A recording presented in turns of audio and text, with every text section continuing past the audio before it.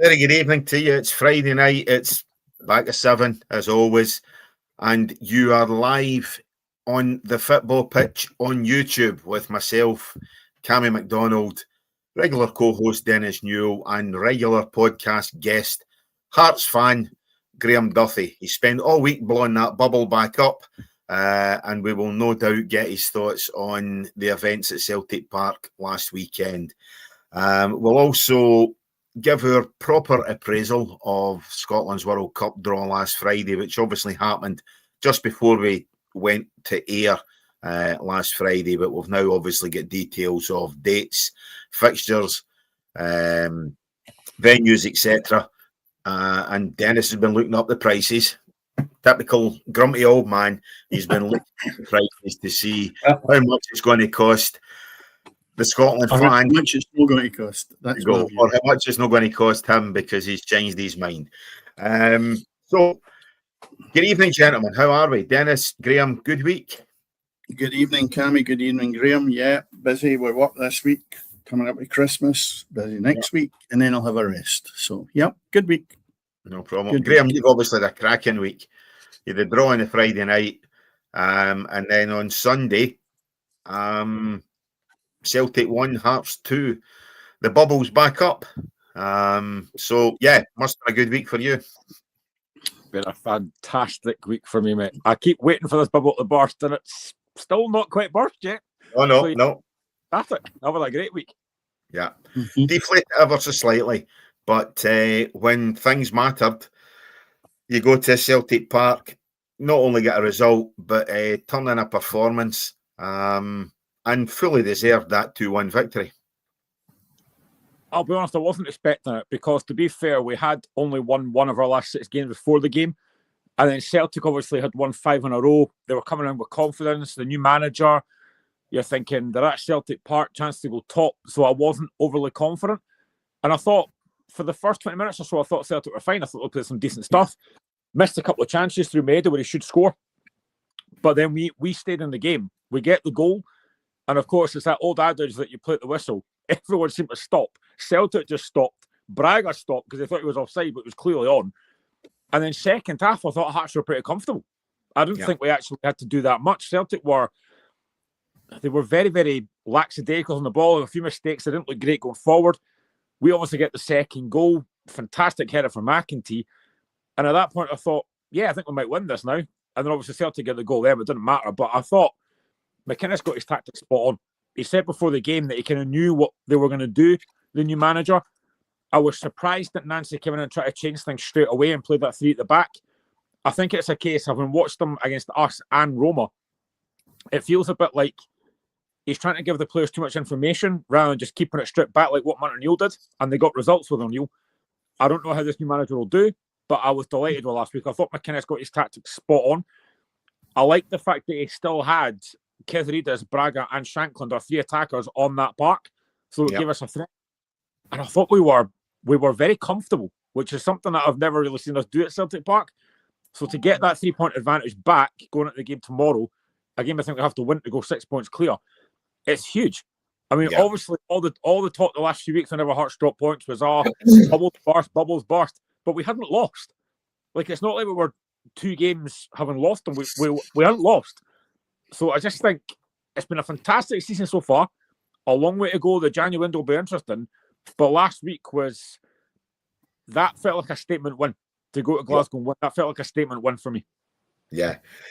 Dennis, Hearts have obviously won 2 games in Glasgow this season. They've obviously beaten Rangers. They've beaten Celtic. The only place they can't win through in the West End is Paisley. But as I say, they've beaten Rangers. They've beaten, let's be fair, the Rangers result was nothing much, but they have beaten Celtic. So a couple of fantastic results that they've had. But as Graham says, Sunday was a statement win. You know, that was at a Hearts side who'd been, but by their own form so far, had started to struggle ever so slightly.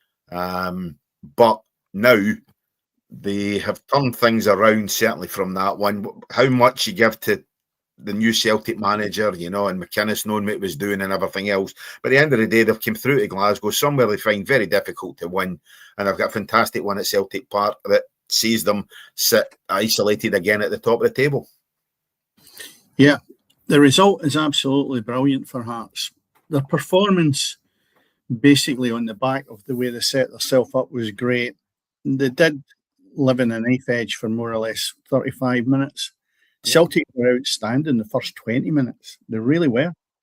But again, they don't have the cutting edge. They don't have a centre forward in their squad that's playing. Yeah. A decent centre forward. You know, Maeda's not a centre forward. And that's what they're relying on. And then you look at the back, and I'm having a dig at Celtic before I go into the plaudits with Hearts. But you're playing there with three at the back, and the guys just come in the door, and they're all left-footed. And if you actually have a snip and get a look at this, by the way, and it happened against Roma as well, when is the day, I can't remember it, that you had a centre half or central defenders that didn't go and attack the ball? If you can get a still shot a second before the second Hearts goal went in, which was excellent, a great header, they're all looking at the opposition and the ball's coming in for there. And they're looking at their opposing player, four of them. And if you get a chance, Graham, go and get a still. Get a still just before the impact of your guy scoring the goal. Seriously. I mean, it actually was horrendous. But you can't knock it. The fact of the matter is that McEntee done brilliant with his header. But no one in the Celtic team actually went towards the ball. They just looked at the opposition, and they'd done it again against Roma.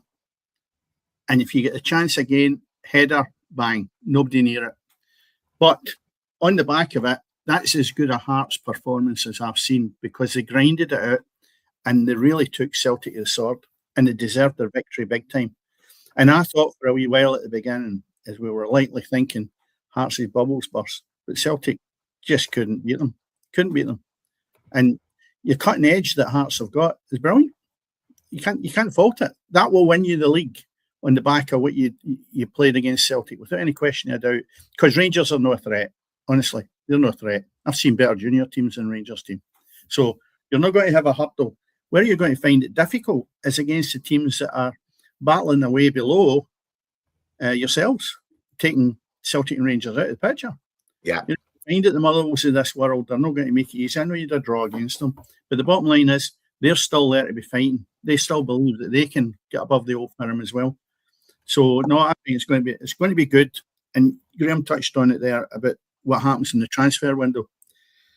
I don't think there is enough in the two management teams and the freedom to buy players in Glasgow that's going to make a big difference. That's my honest opinion.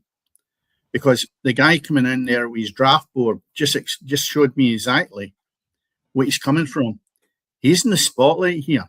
Now, I look at him and I say, this is an example. Stephen Robinson, you're not telling me that the two guys couldn't be taking the Old Firm and getting a better tune out of them? I just can't understand why they brought this guy from America. I mean, he doesn't know the goldfish bowl he's in, because otherwise that draft board they had, he would have hidden that out the road. The television cameras were on that board to see exactly his tactics. I found it embarrassing. This was Celtic. You know, and if it had been Hearts as well, he would get ridiculed. So the bottom line is, I'm just wondering where the Old Firm's going. And Graham, you will not have a better year. Never in your lifetime will you have a better year and opportunity to go and win this league.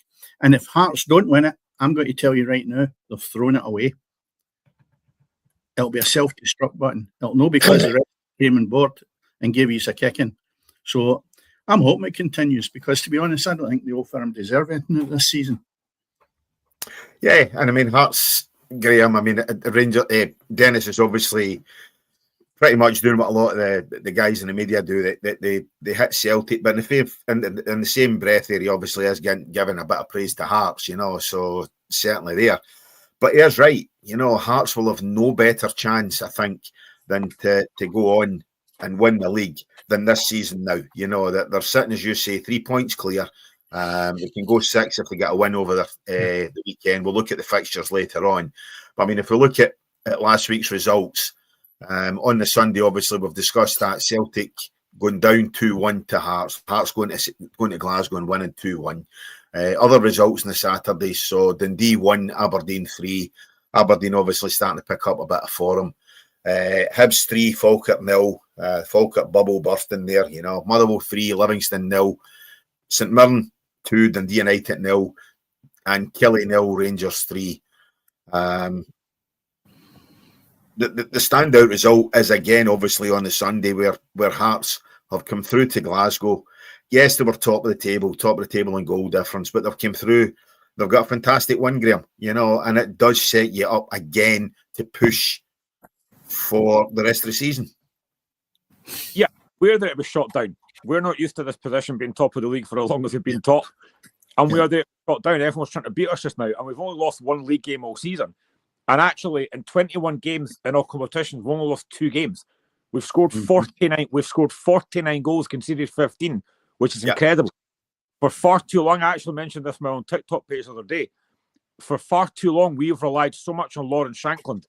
That's not the case now. We've got Lauren Shankland and Claudio Braga have both got 10 goals this season so far. You've got Alexandros Kizridis, who's got 5 goals and about 8 or 9 assists. We've got such a good squad with players to come back as well. You've got Benny Beningame that's been injured. You've got the new signing Ajiu that cost over £1 million that's not fit yet. We've got Islam Chesnikov, the Kazakhstan international, to come in January. We'll probably send in a right back, maybe another striker.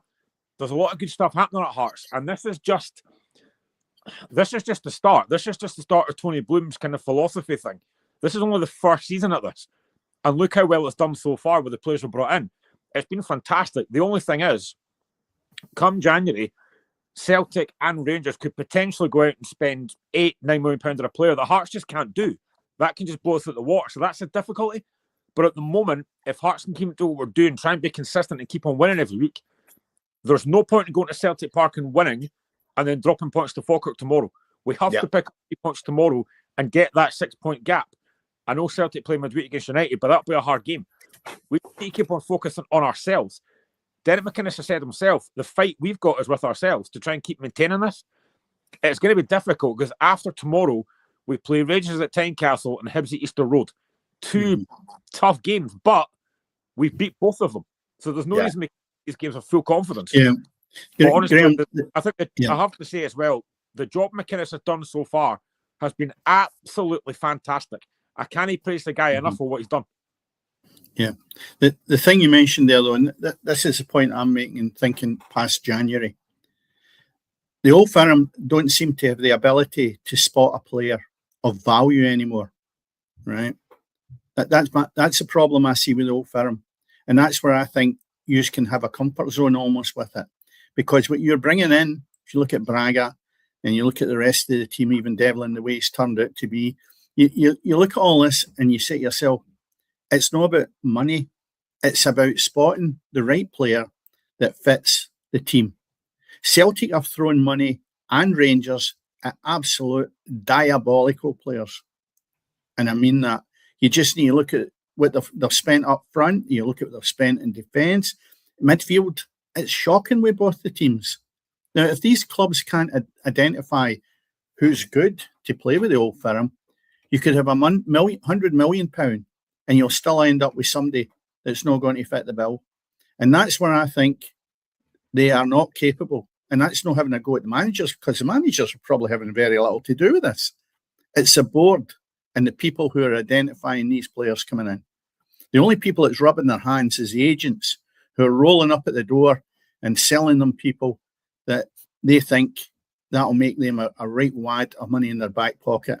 They are not doing it to the benefit of the clubs, I should say, and that's where the game has been robbed. Yous are more professional in a lot of ways at Tynecastle because you know you have to cut your cloth accordingly, and you know that whoever comes in has really got to fit the bill. Otherwise, the guys looking at these players is not fit for purpose. Whereas when there's an abundance to some degree of money in Glasgow, then it just gets swept under the carpet whenever there's a dud signed. And it rolls on and rolls on and rolls on. The problem you've got now is that the well's dried up in a lot of places. Celtic are not willing to spend the money, and Rangers really don't have the money. And what they've brought in, both teams, has been dire. Now, Hearts keep doing their business the same way they're doing it. Again, I go back to it. I don't think you've got a problem. They two are away, in my eyes, out of the picture. They'll come either a close second or a close third, but I just can't see them having the ability. When you look at that game, Celtic and Rangers during the week, it was absolutely appalling. Yeah, certainly. And as I say, I think we need to keep praising Hearts. You know, as much as it's easy, as much as it's easy to slaughter the Old Firm just now, we need to keep giving the necessary praise to Hearts, to Tony Bloom, to Derek McInnes. Well, players that are there, Cammy, are doing a great job. What age is Halkett? What age is Halkett, Graham? He's 30, but I've already said personally, for me, I think he should be in that Scotland squad. This, for me, has been one of his best seasons. I think he's been outstanding, along with Cammy Devlin mentioned earlier. I think Devlin's been exceptional. Yeah, but I look at the Scotland squad, and I'm saying McKenna and Hanley, I think he streaks ahead of them. And why he's not getting a shout, I just don't know. I mean, obviously Devlin's no near zone with being Australian, but I can't see why Halkett's not at least had a wee chap at the door to say, look, come in and see what you can do in a friendly or whatever. I mean, is there something I don't see, Graham, in the background that's not getting the guy a shift? I think the only thing with Halkett is he's always had fitness issues, but this for me looks like he's now back to full fitness. He's back to his best. He's been, alongside Finlay, he's been outstanding. I've said so many times before, I think when he's fully fit, Halkett's our best centre-back, and he's shown that recently. I thought he was brilliant again against Celtic. And the thing is with Cammy Devlin, he probably should play for Australia a lot more than he does. I said already, I think this is his best season for Hearts. Yeah. For all the signings that we've made with Braga, Kesrie, Des, obviously Shanklin coming back in, I think Devlin's level has gone up massively this season. And he's been I've actually heard a few folks say this that aren't Hearts fans. He's probably been one of the best midfielders in the league this season. And I can't disagree. I think he's been outstanding. I would agree with that as well. And the tiger in him has always been there. I think it's a little bit more controlled now. He's playing with confidence, and there's nothing really erratic about him. Can still be a wee bit, what you say, late, but that's his makeup, and he's fortunate because the way the game's going, in 5 years' time, he'll not be able to play because of his aggression. But his qualities to that Hearts team at this moment in time is brilliant, and I think the plaudits he's getting are well deserved, and also that's making him a better player because of it. I just thought he was a wee bit of a wee Ned that was wanting to fight and argue in the park, but no, without any question of doubt, I think he's probably the best midfielder in Scotland, and the top half dozen anyway, at this moment in time. I mean, Scott Brown spoke about him last week, talking about how much he enjoys watching us. So there's the praise. If a guy like Scott Brown's praising him, it shows how far he's come. Yeah. Hearts are good. Can't get away from it. And the only thing is, I'm not wanting the banana skin to start, because then what do we talk about? You don't want to talk about any downturn in it, and there's no reason. The games you've got coming up, you need to win them, and that's the same throughout the rest of the season. So, good on Hearts. Keep it going. Yep. What we'll say is thanks to everyone in the chat for joining us. Obviously, if you get any comments, feel free to put them up. Go ahead, subscribe to the podcast. It's very easy to do. It does help us out a heck of a lot, So if you're watching us live, go ahead, and subscribe on YouTube. If you're catching us on the podcast later on, you'll get us on Spotify, Amazon, Apple Podcasts. Anywhere you can get good podcasts, you will get us. Now, Dennis, you mentioned obviously the rest of the fixtures for the season. If we take a look at the fixtures for this weekend, before we start looking at the World Cup draw, tonight in about 1/4 St Johnstone travel down to Somerset Park, where they're taking on Ayr United. Games tomorrow in the Premier League. We've got Dundee United, Motherwell. We've got Livingston, Dundee. And a game that we debated going to until we realised it was an 8 o'clock kickoff and it's past your bedtime, was Falkirk against Hearts. Are you coming through for the game, or are you going to be watching it elsewhere? No, I'll be watching it. And also, about an hour ago, Hearts against Falkirk in the Scottish Cup 4th round. is now also an 8 o'clock kickoff on a Saturday, the 17th of January. And I've also noticed as well that the Auchinleck Talbot Celtic game's been moved to Rugby Park, which I think is a bit of a joke, to be honest. That should have still been held at Beechwood for me. Yeah, 100%. Yeah, totally. That's a bit of a shame, actually, because Scales has already been scalped with Darwell down there and with Aberdeen. So, and it, plus as well, an artificial surface. That's just a money thing. And it defeats, for me, the whole glamour tie by taking it there. It should have been on grass, and maybe it's a good thing for the juniors to get money out of it. Yeah. But I think there's no expectations it'll beat Celtic, but you've got to give yourself a fighting chance. 100%. Other games this weekend in the Championship tomorrow. Partick Thistle go up to Gayfield for a game against Arbroath. Morton against Airdrie. Queen's Park against Dunfermline. And Raith Rovers taking on Ross County. In League One, we've got Alloa against Queen of the South. Cove Rangers against East Fife. Cali Thistle against Hamilton. Should have been a top of the table clash, obviously, with Hamilton's points deduction. It's no longer. You get Montrose against Steny and Peterhead against Kelty Hearts. And we drop down into League Two. Annan against Forfar. Dumbarton against East Kilbride. Edinburgh City against Clyde. Through it, obviously, the Commonwealth Stadium at Meadowbank there. Again, I'm actually closer to you, Graham, I think, than if I stand at the side of the pitch to watch that game, and you're obviously about 20 mile away, so I'm not going to get through to that one. You've got Elgin City against Stranraer and Stirling Albion taking on Spartans. And then in the Premiership on Sunday, we've got Aberdeen against Killie. And obviously, we've got the Premier Sports final, St Mirren against Celtic at 3:30 at Hampden Park on Sunday afternoon. Obviously, Nancy could lift a trophy in his third game in charge if he can manage to get a win. I think you've got to fancy St Mirren in that game. I don't know. The problem is that when you get to cup finals, you've always got to look. I mean, Celtic were massive favourites against Aberdeen last year in the Scottish Cup, and look what happened. So I'd actually be tossing a coin here, and that's maybe because my mind is slightly slanting towards St Mirren because of how bad Celtic are. Yeah. But if I look at the first 25 minutes as Celtic had against Hearts, they could destroy St Mirren if they could convert a couple of chances, and then they'll sit in comfort zone and they'll win the tie quite easily. And it depends how they start. It really is. And as I say and repeat myself, if they start the same way as they did against Hearts, I think they'll come out winners. And they'll then deserve it. The problem is that up to now, what's coming around for them, the Roma game, etc., they deserve what they're getting because they're dire when they come up against it. But in olden days, you would have not given St Mirren one iota of a chance of getting anything out of this game. Absolutely no chance. Yeah, it just shows you how the tables have turned. I mean, Graham, I bet you wish it was Hearts that was playing them on Sunday. Yeah, I'd like to be in the final, I'm not going to lie. But I mean, I think if you're at Mirren and you've watched the last two games, you must be lips at this thought. Yeah. And especially given the fact that Celtic don't look great from set pieces. And St Mirren and they're very good at set pieces. So that could be a real threat. I mean, St Mirren have got a big chance here, and they've played each other twice in the league already this season.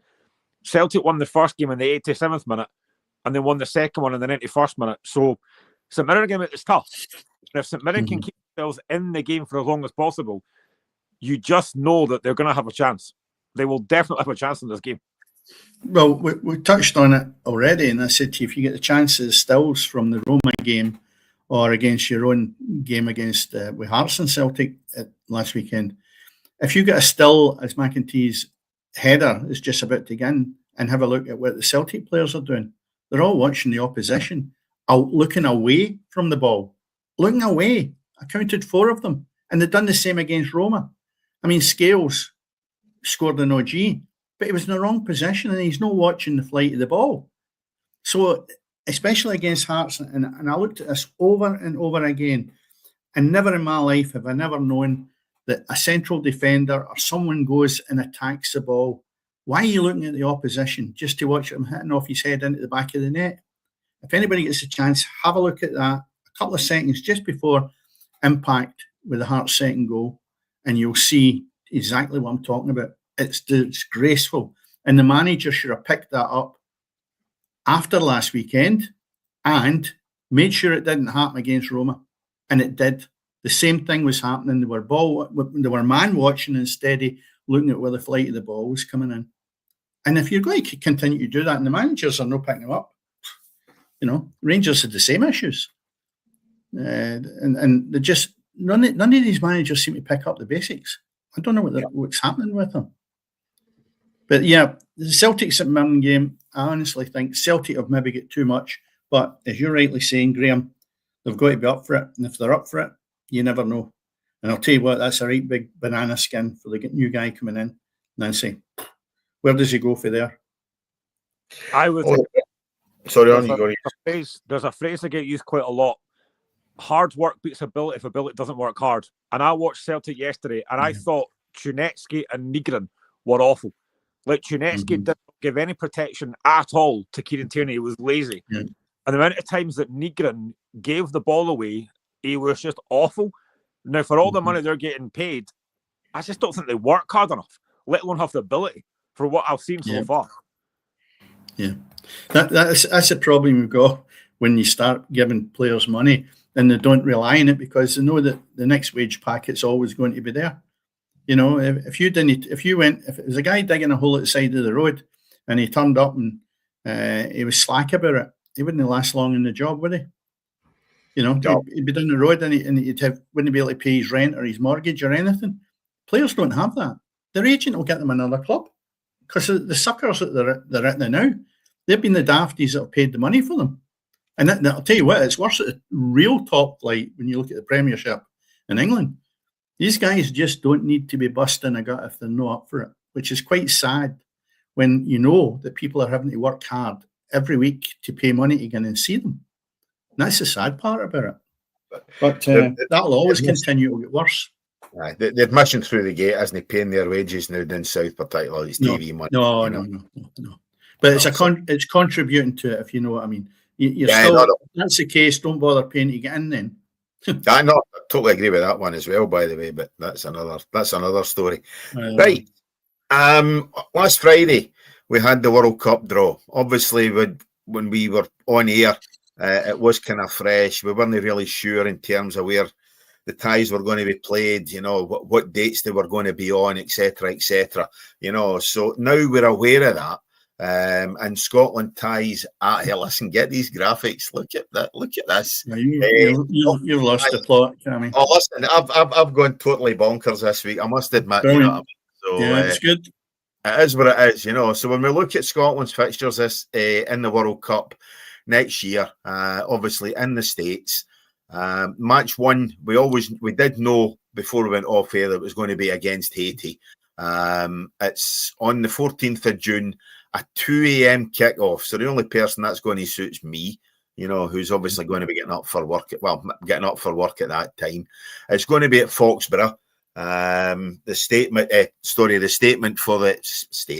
stadium of the New England Patriots, who could well be Super Bowl champions, by the way, the form they're in just now. Game 2 sees us take on Morocco. Now, it's an 11 o'clock kickoff. That doesn't suit me. I'll still be sleeping. And again, that's at Foxborough. And then we have the Hard Rock Stadium in Miami, home of the Miami Dolphins, and that's the site of Scotland's final group game. I'm going to say group game because I don't think it will be the final game of the World Cup. So that in the group game, it's obviously, we knew it was going to be Brazil, and that's on the 24th of June. And again, that's an 11 o'clock kickoff. Firstly, guys, Dennis, you spoke last week. You would love to have been there. You really did debate that you were going to head over. Graham, obviously, you were contributing through the chat last week, which we're greatly appreciative of. But Dennis, you were talking about trying to get there if the games suit you. They're on the East Coast. Boston, somewhere I'd love to go. Miami, I'm not so overly keen on, but that's just me. What's your thoughts on A, the ties now that we know the venues, and B, is it still somewhere you want to go? I wouldn't really out 100%, but before we came in here, I'd said to you that I'd looked up just quickly ticket prices, which I'll come on to in a minute. Graham, I know you mentioned last week when you typed in to say it was horrendous ties, and I was actually saying it was brilliant ties because, and the reason I gave was, if we don't progress any further, then at least we will have played Brazil, which anybody would pay money to go and watch. We are capable of progressing past Haiti and Morocco. So therefore, I think it's a great section we're in.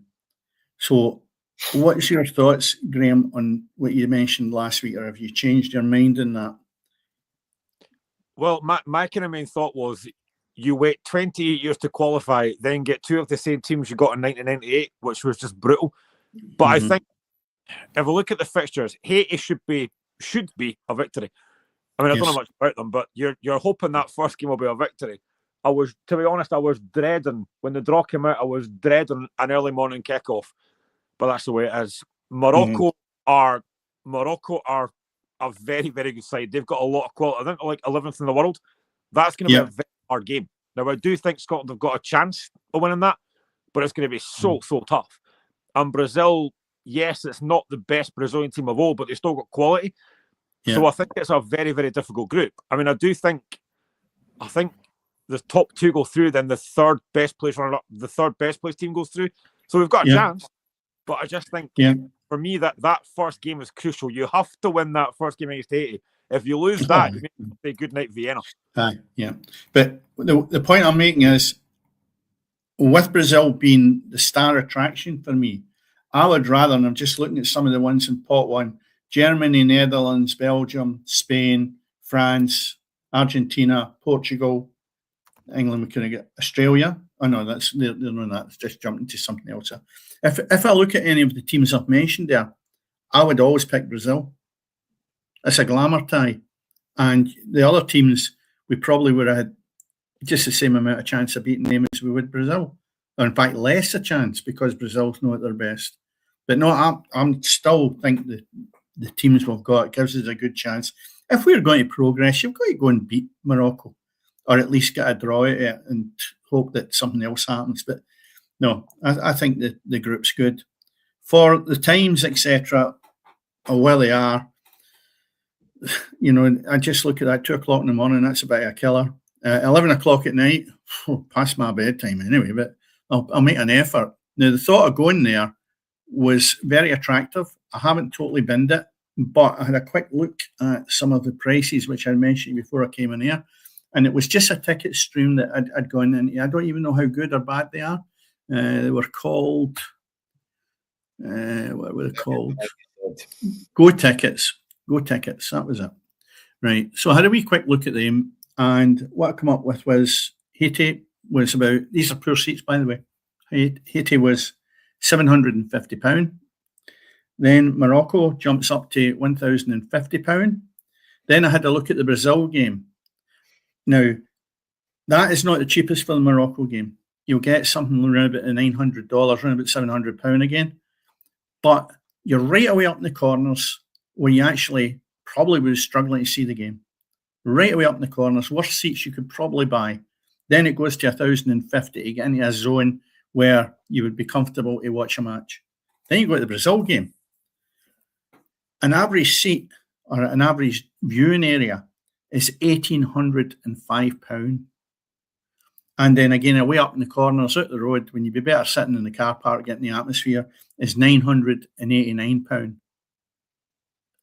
How is that within the reach of your ordinary punter who's maybe like me, want to go and watch a match and think, well, I don't go and watch Scotland a lot. I've been punished because I'm no part of the Tartan Army.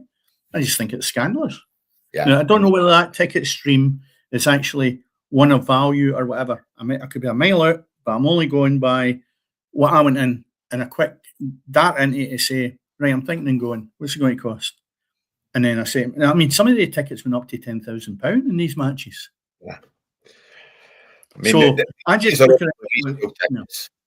That's the thing. These are obviously resale tickets. I mean, when we look back at the Madrid American football game I was at just over a month or so ago, or a month or so ago.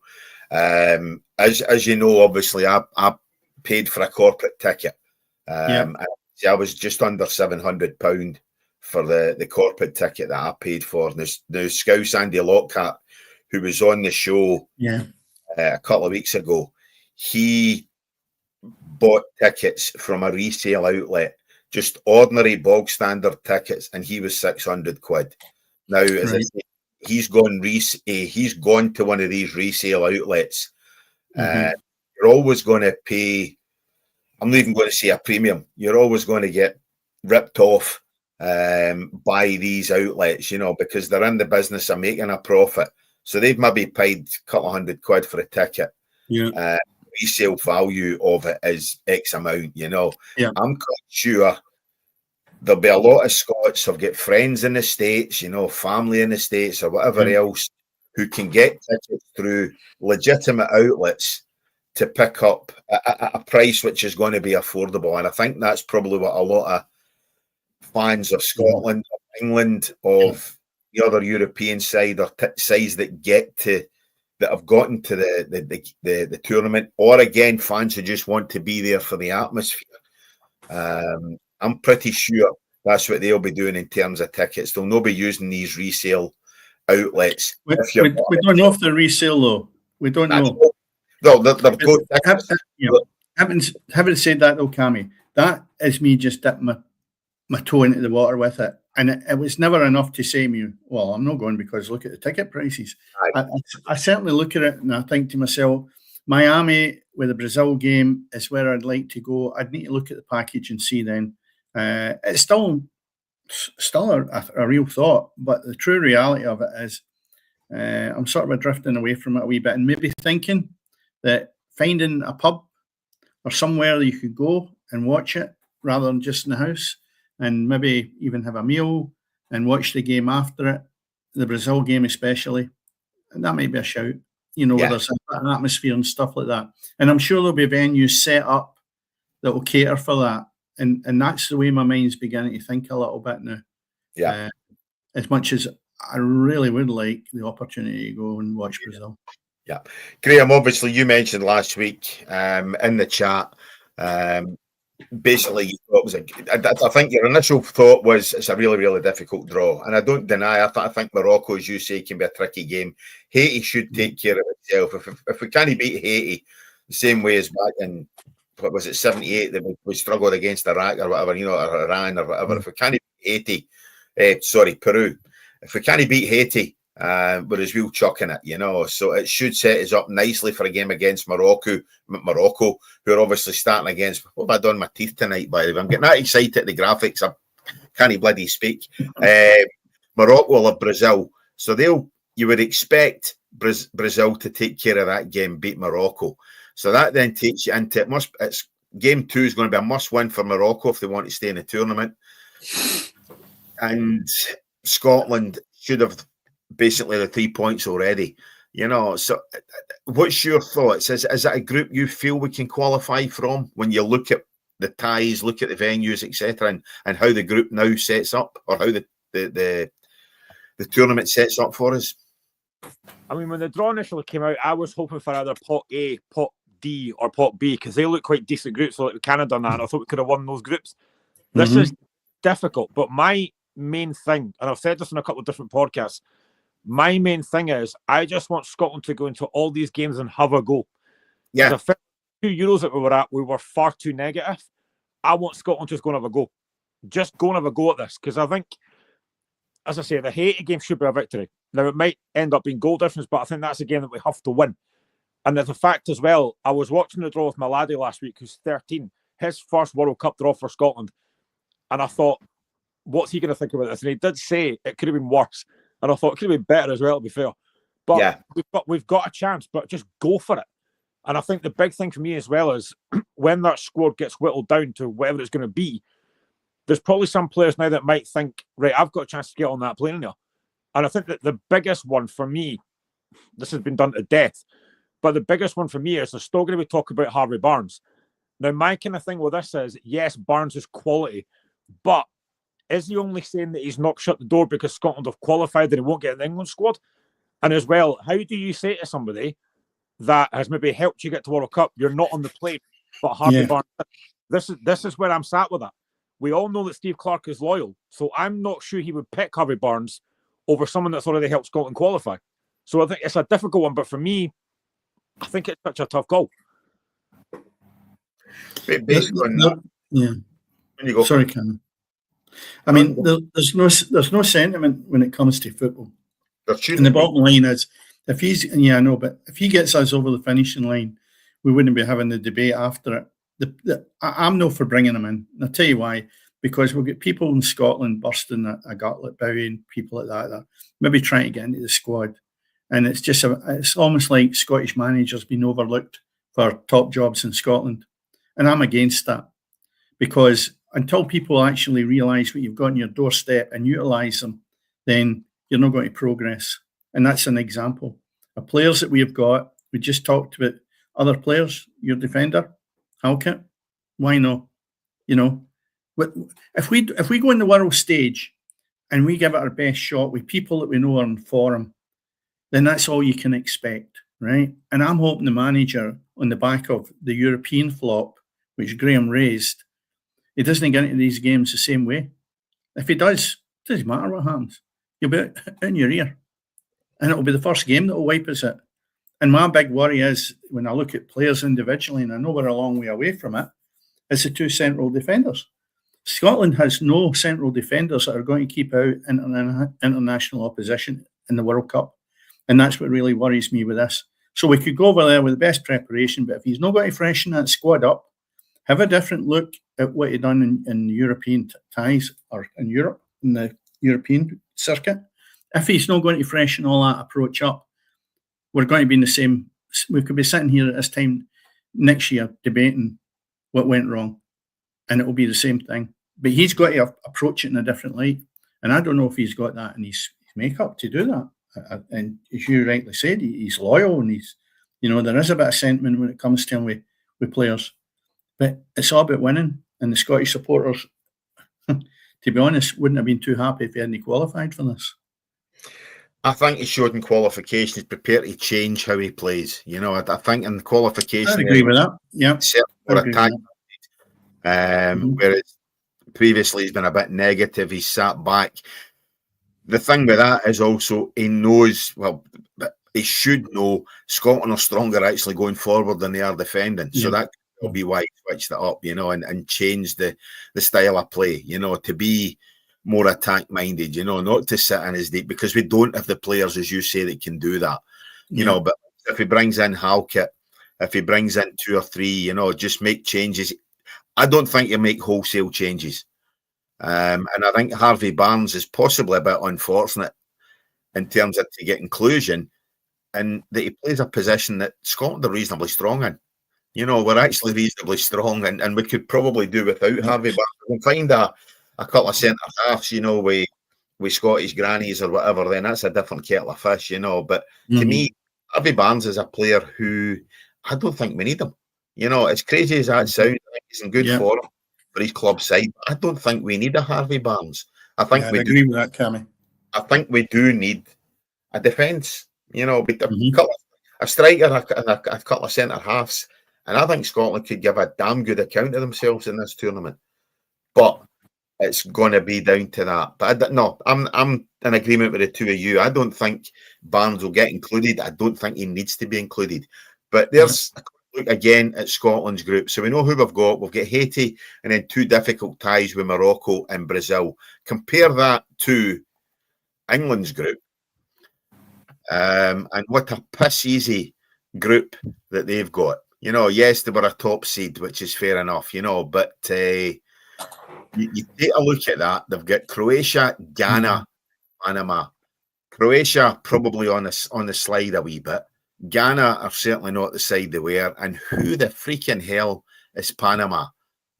So I think when you compare our group with the group that England have got, again, they're going to be playing a game in Gillette Stadium up at Foxborough, so they've got a game in Boston as well. You know, so you're going to have Scotland and England fans in Boston, you know, at the same kind of time. So that could be interesting. But I think compare our group, Graham, with the England group, you'd bite your hand off for that group in terms of trying to qualify from it. Because you would be a replacement for Croatia, and you've got to fancy your chances against Ghana and Panama, you know. So it'd have been lovely to be in that group, but as it is, we're in the group that we're in, and England look as if they're going to be straightforward and qualify pretty easily for that group, as we would expect, Graham. Oh, and half their pundits have already got their route mapped out for the final, as they normally do. Yeah. Only half. So every European group they get, any World Cup draw they get, is always absolutely so easy. Seriously, it's a joke the amount of easy groups they get. I actually think probably the hardest group looks like France's group, because they've got Senegal and a couple of decent teams in that. So that's probably the group of death for me.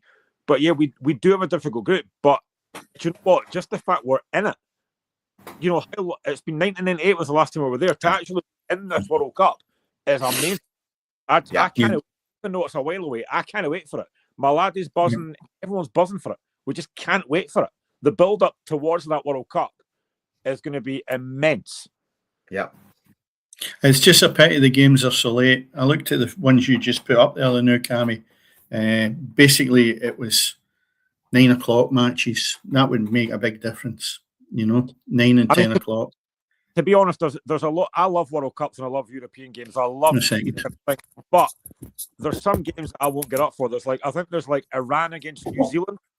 I'm not getting up at 2 o'clock in the morning for that. No, definitely not. You know, that's what I'm saying about. But Dennis was talking about the ticket prices, Graham. That's what I'm talking about. You know, there's games there that they are not going to sell out, that the public is not going to give a stuff about. And as you say, Iran against New Zealand, nobody's going to be interested in that one. Mm-hmm. Well, again, are both of you going to sit up and watch a Haiti game?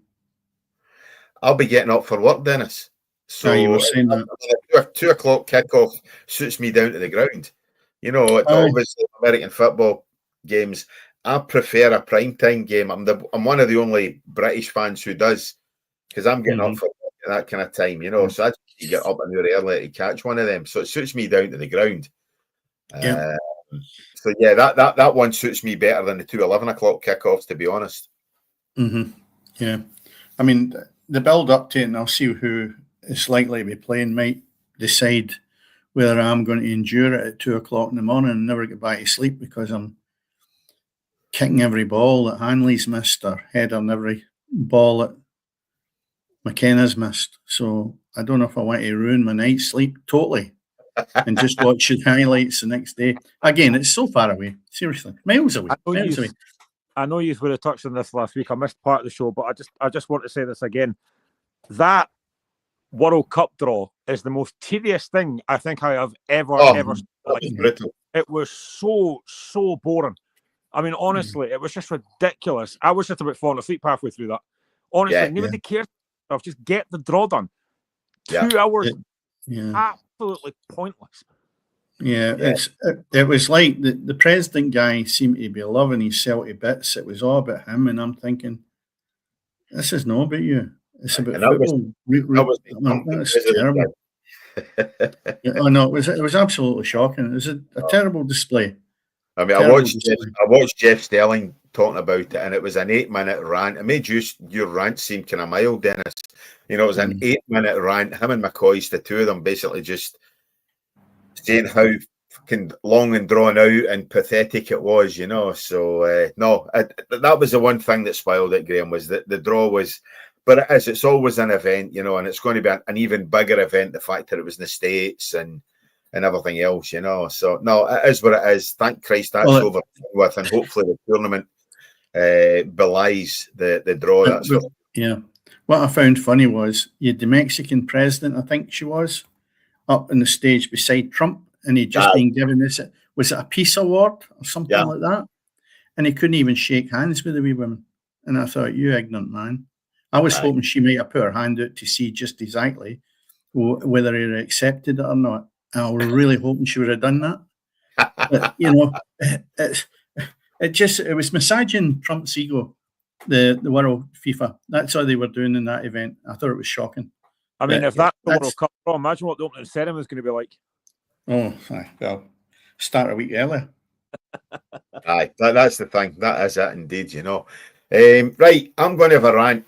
I'm going to massage an ego here, and I'm going to have a rant. And you two can either disagree or agree with me. And I've got a funny feeling you might agree with me. Although Dennis, you're a bit of a dinosaur, so you might know it. Right, on Tuesday night or Wednesday night, I can't even remember what night it was.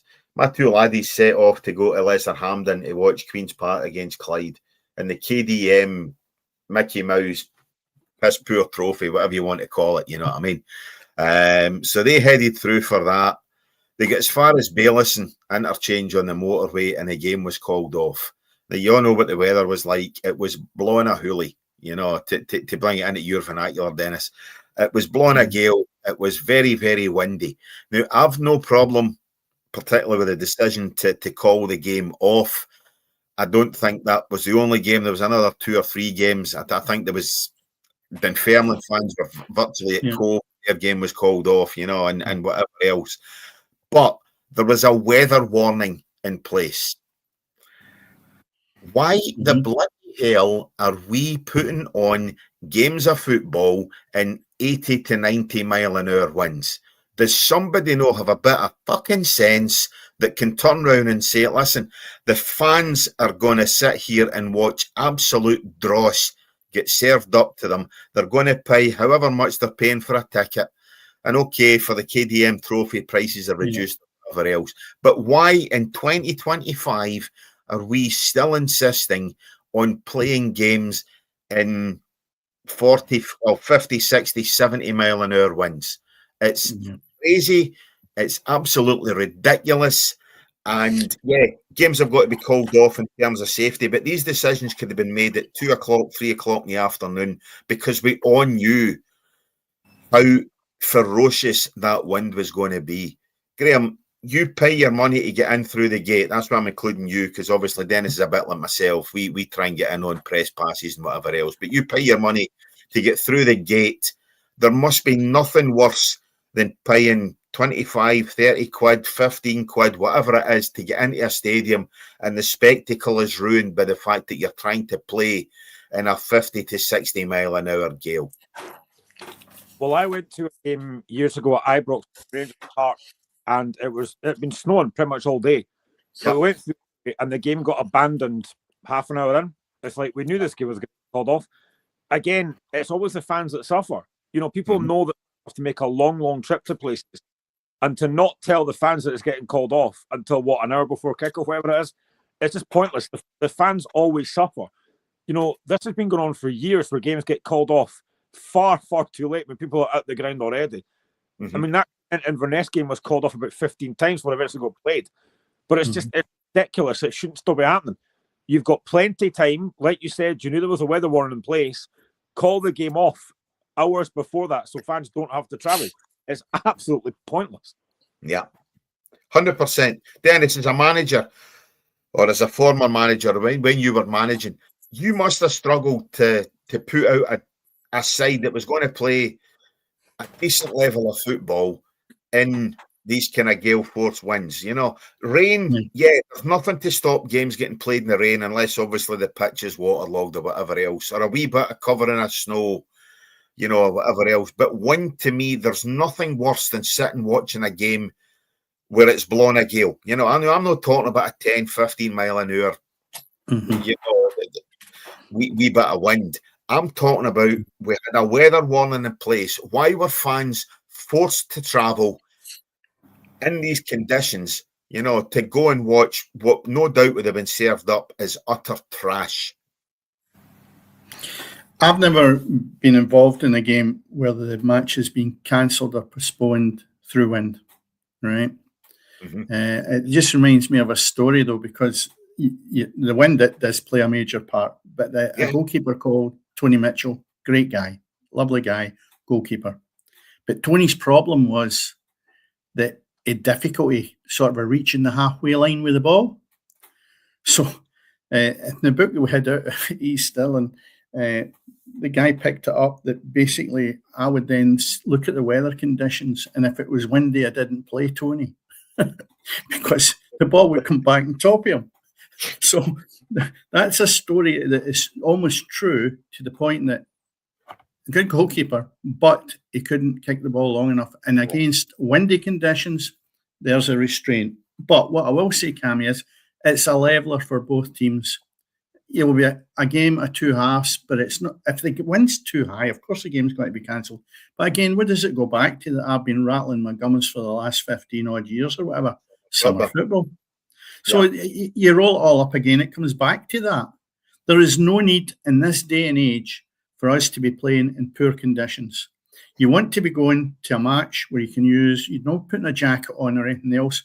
Why are we having to be entertained, so-called entertained, when your team's maybe doing bad or you're in the lower divisions or whatever, and the product's no great, and you're sitting there absolutely frozen?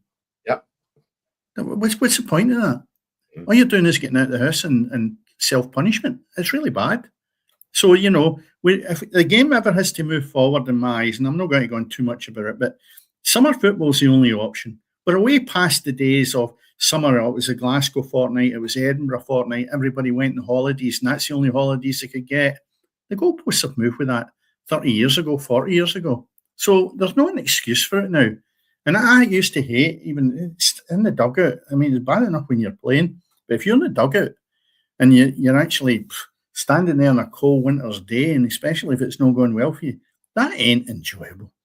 It's not enjoyable. It's bad enough training in winter's nights when you don't chuck it in winter nights where the weather's bad. And that's worse than actually games, Graham and Cammy, because I can assure you there's nothing worse when you've got to do your fitness bit a couple of times a week at night if you're part-time, and the result is there's no an alternative because the weather's poor. And I can assure you that is horrendous some nights. And a lot of supporters don't really know that side of it. That when you look at the lower divisions, etc., what these guys have got to go through in the winter conditions for training is absolutely dire sometimes. So, again, I'll go back to it. Yeah, might be a dinosaur, but the dinosaur wants to move forward and go and get summer football. That's it. Well, Graham, you'll remember the last time, obviously, I think it's the last time Hearts won the Scottish Cup. Was it 2006, 2007 season? 2012 against Hibs. Right, okay, so well, when you won it in 2006 and beat Gretna in the final. I was at that game. I was at it. Well, that was the year Clyde beat Celtic. Obviously, they took Celtic out of the Scottish Cup for you. And then the round after that, they played Gretna. Now, they drew nothing each with Gretna at Broadwood. Basically, I can't even remember who it was. It might have been Tam Brighton, who actually missed an open goal from the goal line. Or otherwise, Clyde would have went through. But they went down in the replay to Gretna.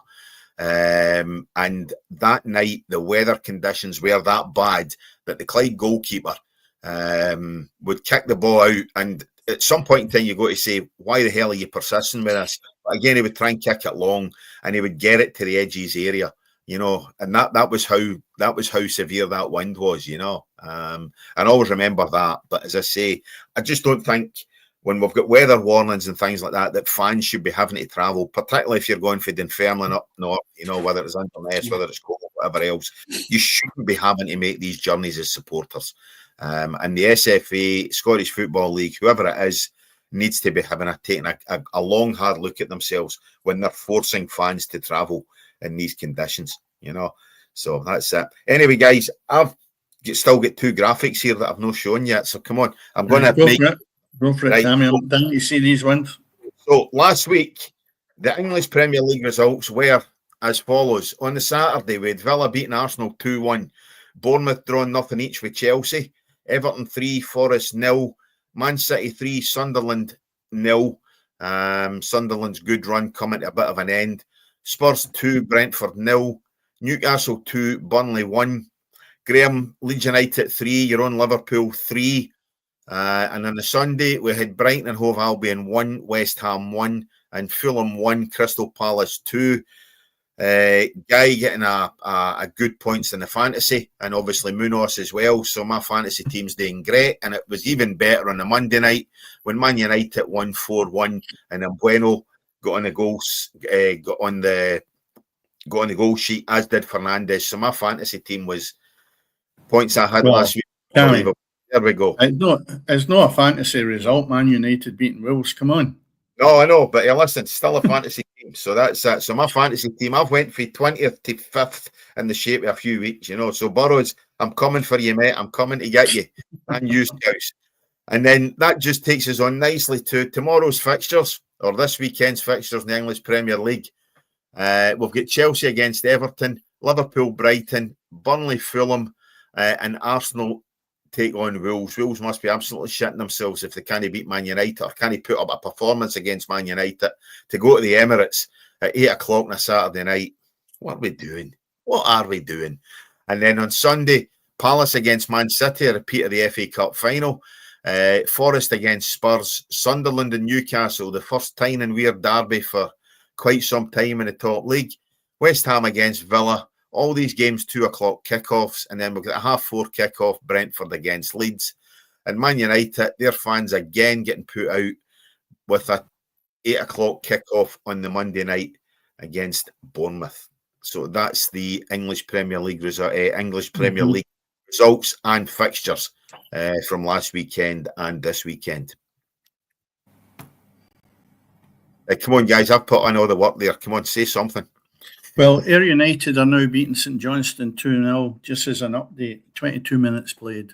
So, yeah, your graphics were brilliant, Cammy. You saved me using all these spreadsheets next to me. So, there you go. Yeah, you continue in that vein. Save me some work.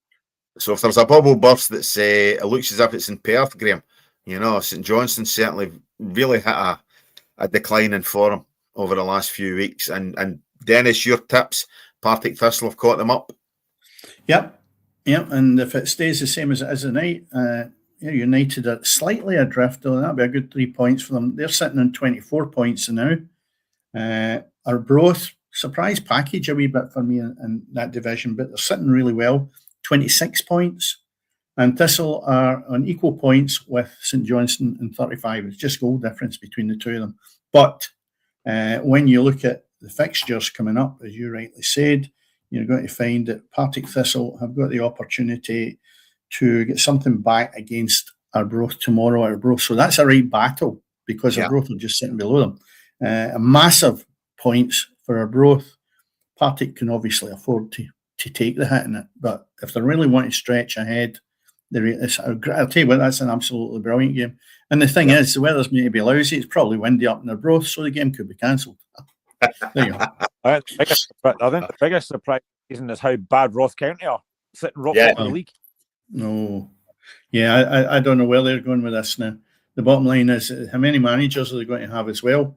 Because you just can't keep changing managers and hope that it's going to be right. They're a wee bit up and down at this moment in time. So mostly down. I apologise to Ross supporters, seeing as I picked you at the start of the season to win the league. So that's probably. I apologise for that. You should have your fantasy league in that league then. I should have done that one. I'll stick with what I've done.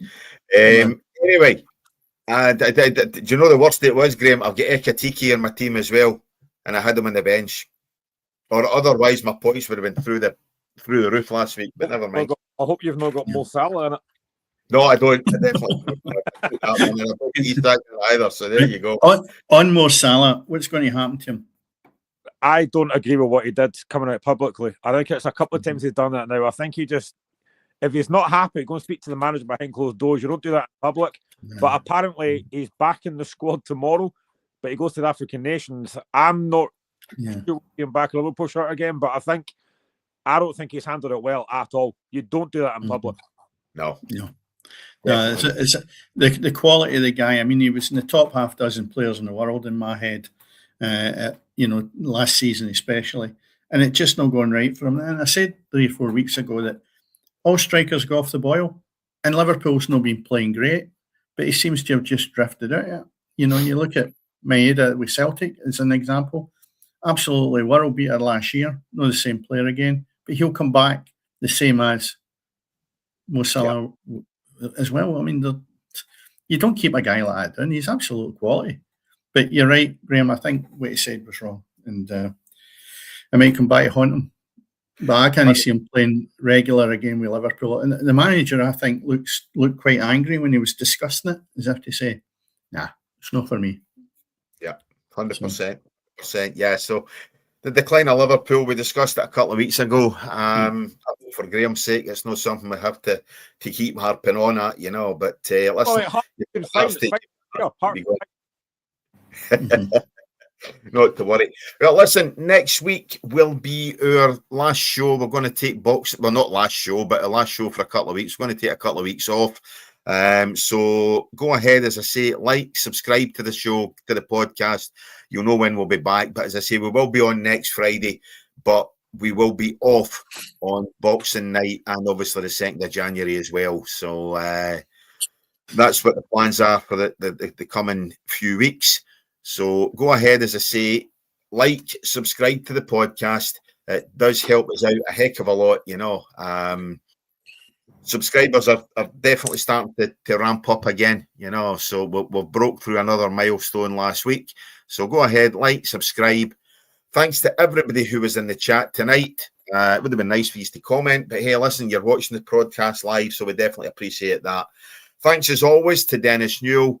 Graham, thanks very much again for stepping in. I really appreciate it.